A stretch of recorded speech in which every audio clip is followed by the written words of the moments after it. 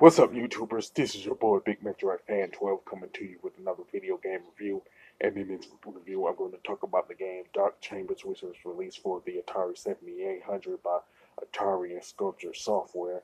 And the plot of the game is that you're pretty much traveling through this castle that has like different chambers in it. You know what I'm saying? Where you fight like different enemies, stuff like that.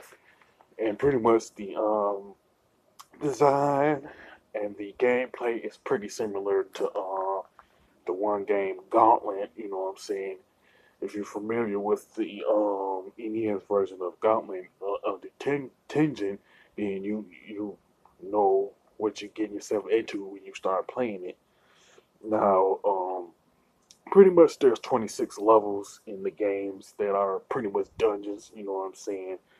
That are labeled as letters like dungeons like A through Z, you know what I'm saying? And pretty much you'll fight different types of enemies like evil wizards, humanoids, living skeletons, ghosts, and grim reapers and stuff like that, you know what I'm saying?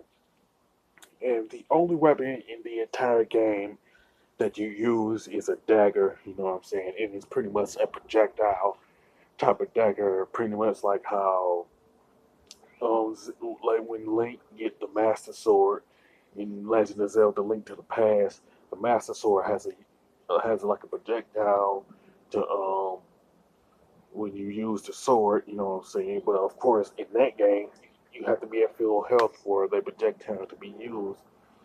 But anyway, it's pretty much a projectile, more or less, you know what I'm saying. Now, it is worth noting that there's not any power ups in the game, much like Gauntlet. Once you start the game with the dagger, you're pretty much stuck with it in the entire game and stuff like that.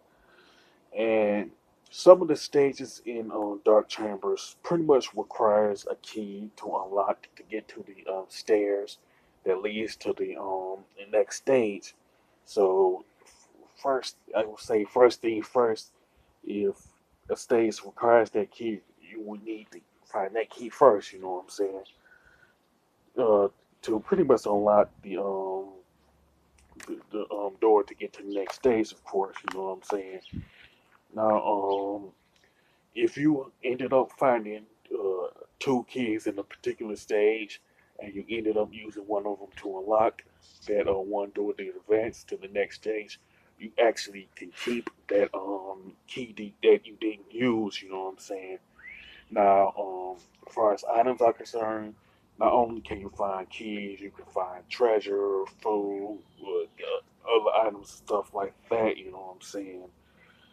Now, you can actually differentiate each stage from one another from the stage design and the color of each stage. You know what I'm saying? Like for example, with the first stage, it has a silver color to it, and with an upside down T in it.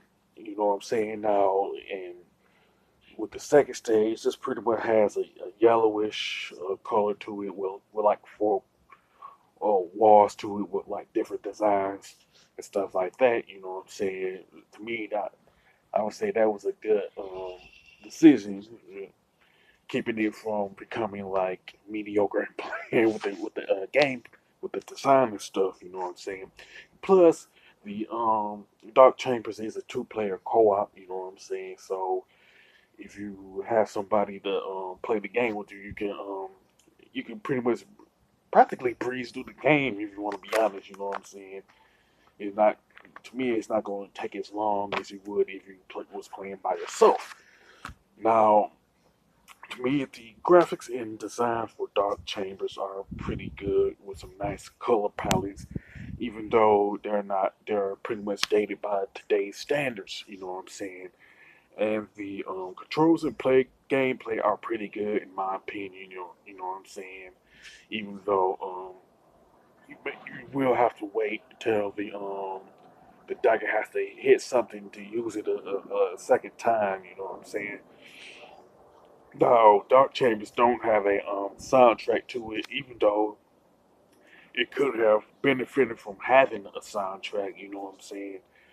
Now, to be honest, Dark Chambers might turn some people off because it is like too similar to Gauntlet in terms of the gameplay and the design and stuff like that, you know what I'm saying? But it's still a good game, you know what I'm saying? And I would honestly recommend Dark Chambers to anybody who is a retro gamer and people who are fans of the old school Gauntlet franchise, you know what I'm saying? Whether it's the arcade or the and the NES version, stuff like that. As far as the score, I definitely give Dark Chambers an 8 out of 10. It is pretty good. Atari 7800 game, even though it is like dated by today's standards, especially with the graphics and design and stuff. With that being said, you can sound off in the comment section about Dark Chambers, whether you played it or not. Is it if you think it's a fair assumption to compare it to Gauntlet in terms of the design and stuff. You know what I'm saying? With that being said, if you liked this video, don't hesitate to click the thumbs up button. Don't forget to subscribe and hit that bell notification button. This is your boy Big Metro Fan 12 signing off.